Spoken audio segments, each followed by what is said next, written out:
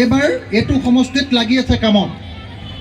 এইটো সমষ্টিত আমাৰ ৰাইজৰ দলকৈ এজন লাগি থকা মানুহ হ'ল জালাল কাক। জামাল কাক চবে চিনি পায়নে নাই? সকলোকে মই হাত তালি বজাই জামাল কাক আপোনালোকক মৰম কৰিবৰ কাৰণে অনুৰোধ জনাইছোঁ।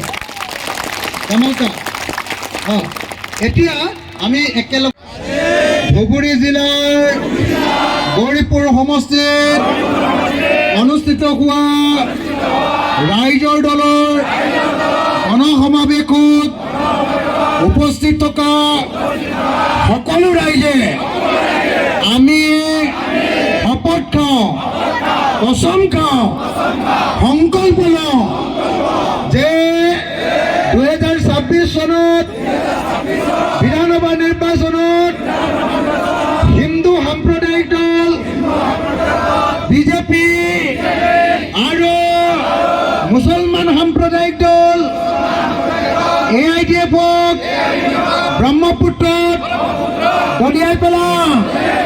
2026 চনত হিমন্ত বিশ্ব শৰ্মা আৰু বদৰুদ্দিন আজমলক বাংলাদেশলৈ খেদি দি আমি সকলো অসমীয়াই শান্তিপূৰ্ণভাৱে ভয়মুক্তভাৱে অসমত থাকিম আৰু অসমক শক্তিশালী কৰিম।